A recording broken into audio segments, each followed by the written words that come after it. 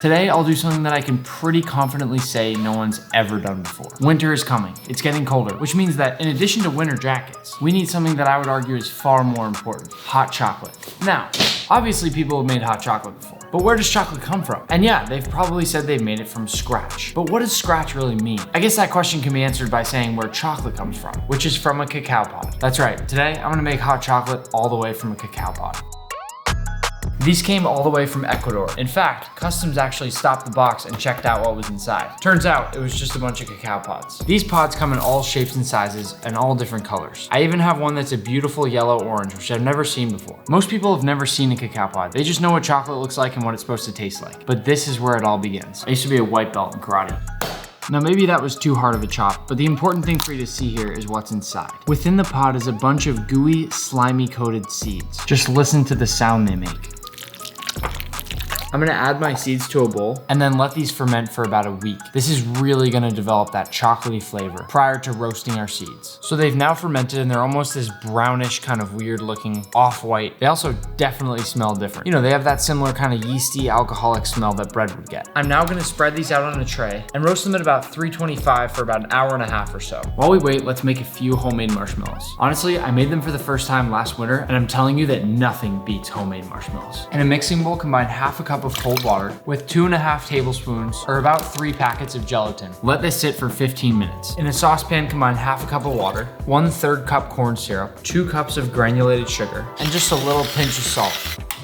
Bring it to a boil over high heat. You can swirl it around once in a while, but don't stir it. When it reaches 240 Fahrenheit, remove it from the heat. Whisking slowly, gently begin to pour in your sugar mixture. It's actually gonna smell a little bit weird right now, but that's okay. It'll go away, promise. Turn your mixture up to high speed for 10 to 12 minutes. It's gonna expand a lot, but just let it happen.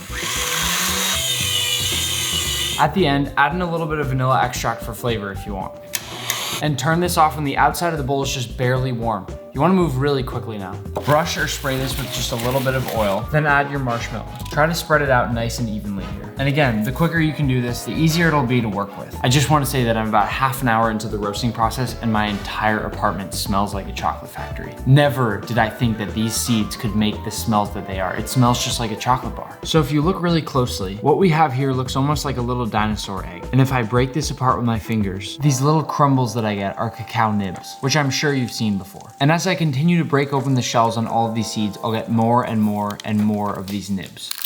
These are what are blended up into a nice fine paste to make chocolate. Now that I've collected a nice little jar of cacao nibs, I'll pour them into a spice grinder and gently pulse until I make a fine powder, somewhat like cocoa powder.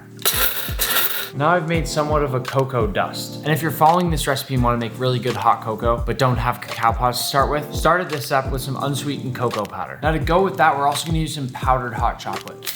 Don't you ever use that stuff again. I'd rather go pick up a bunch of dirt from my nearby park than actually use that stuff. We're making real hot chocolate. To a small saucepan, we'll add about a half cup cocoa powder, or our ground up cacao nibs in this case, a 1/3 cup brown sugar, a 1/3 cup granulated sugar, 4 tablespoons of heavy cream, 4 cups of whole milk, and by the way, you can use alternative milk, so oat milk will work great with this recipe, a teaspoon of vanilla extract, and just a tiny little pinch of salt. Whisk this up over medium heat to dissolve all the sugar. And then I have a trick that's gonna blow your mind. Add your hot chocolate to a blender, then crank it up.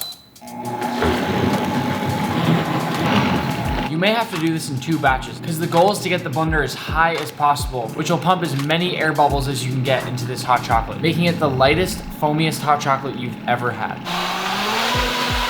Now, no hot chocolate's complete without good marshmallow. So once our marshmallow is set, we'll dump it down onto our cutting board. If you're gonna make marshmallows, make sure you oil them well, because this is a pain in the butt to get off. Now, let's add a little more powder on top of our marshmallows so they don't stick to each other. This is no different than flouring your cutting board when making pizza or pasta. Before cutting, I wanna oil my knife to make sure that it doesn't get stuck when it cuts through the marshmallow. Then, I'll cut this into nice, big cubes, dusting as I go. My goal here is to get these perfect, nice, giant marshmallow cubes out of this. And that right there was a nice, clean cut. Now I'll go ahead and cut this into big cubes. Roll them all in the powder and they're complete. That right there is a beautiful homemade marshmallow. Now we'll add our foamy hot chocolate along with our nice homemade marshmallow. And of course, we're gonna torch the top of it.